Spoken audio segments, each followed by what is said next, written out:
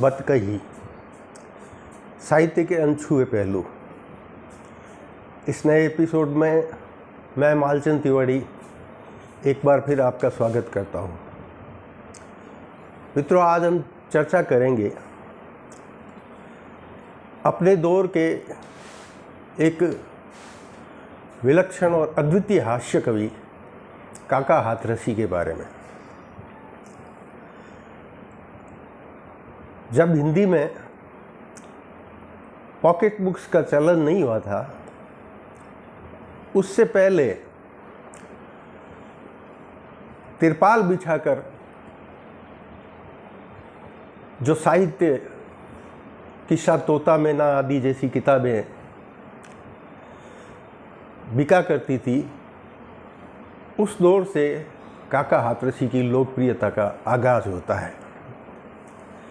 उस ज़माने में इस तरह की जो पीली पन्नी में लपेटी हुई किताबें आती थी, इस तरह की किताबों के साथ किस्सा तोता मैना आदि के साथ एक और लेखक की किताबें उस ज़माने के प्रिंट में अच्छे बुरे कागज़ में छपी हुई बिकना आरंभ हुई थी, और वे थी काका हाथरसी की हास्य कविताओं की किताबें।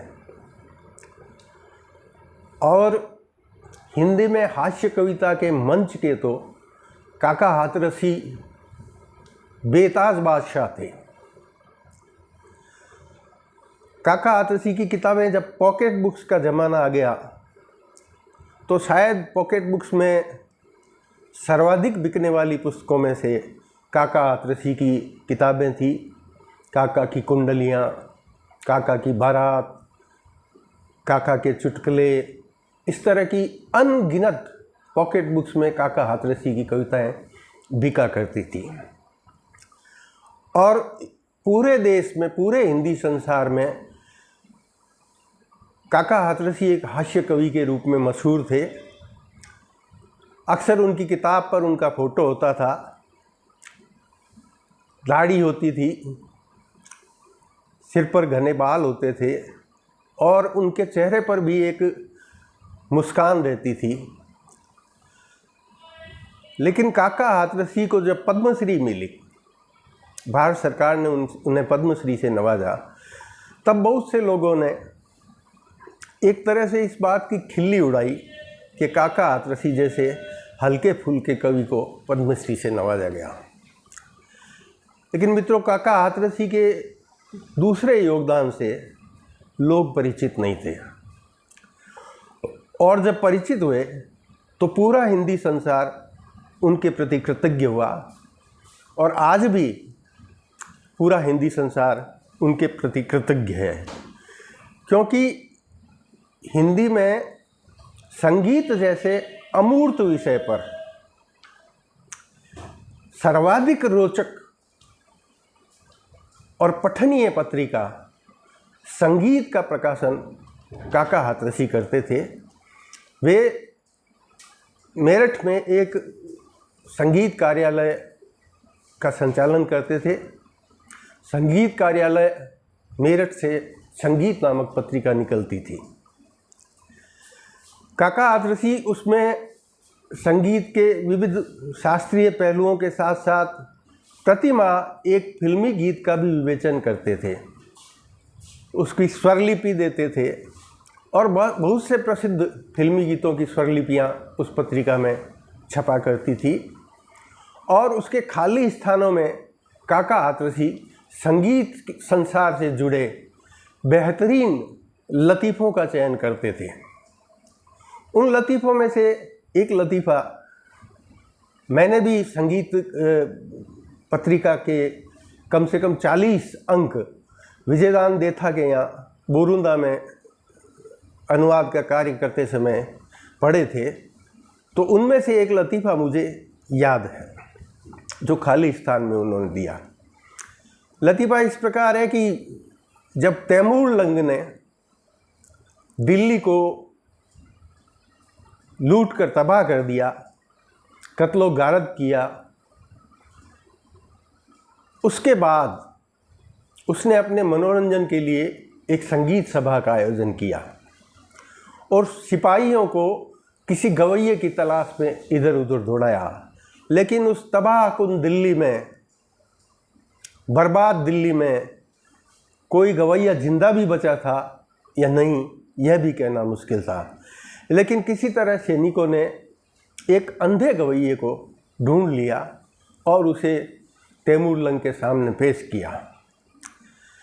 गवैये ने जब अपना गाना सुनाया तो तैमूरलंग उस पर बहुत रिझा और उसने पूछा कि तुम्हारा नाम क्या है?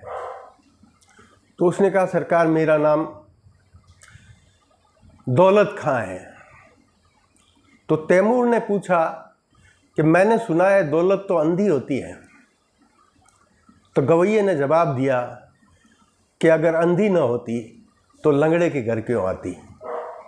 हम जानते हैं कि तैमूरलंग का नाम इसीलिए तैमूरलंग है कि वह एक पैर से लंगड़ा था, बड़ा भारी योद्धा था। काका हाथरसी किस तरह की कविताएं लिखते थे, उसका भी एक नमूना मैं आपके साथ इस वीडियो में शेयर करना चाहता हूँ। काका की बारात तो अद्भुत कविता है, वह शिवजी की बारात से कमतर नहीं है। शिवजी की बारात का जैसा हेमंत कुमार के एक गीत में वर्णन है, लेकिन उसका कोई छंद मुझे याद नहीं है। लेकिन काका की एक दूसरी कविता मैं आपके सामने रखता हूँ।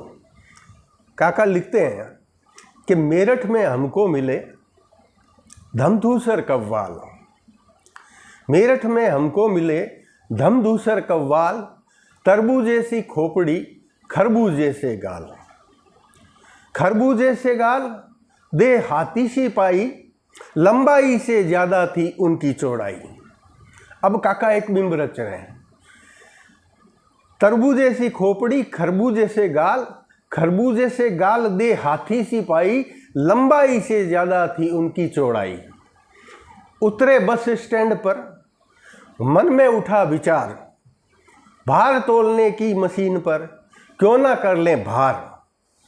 तो इस कविता में आगे के छंद में वह धमधूसर कव्वाल, उस ज़माने में चवन्नी डाली जाती थी भार तोलने की मशीन में, और चवन्नी डालकर टिकट की प्रतीक्षा करता है।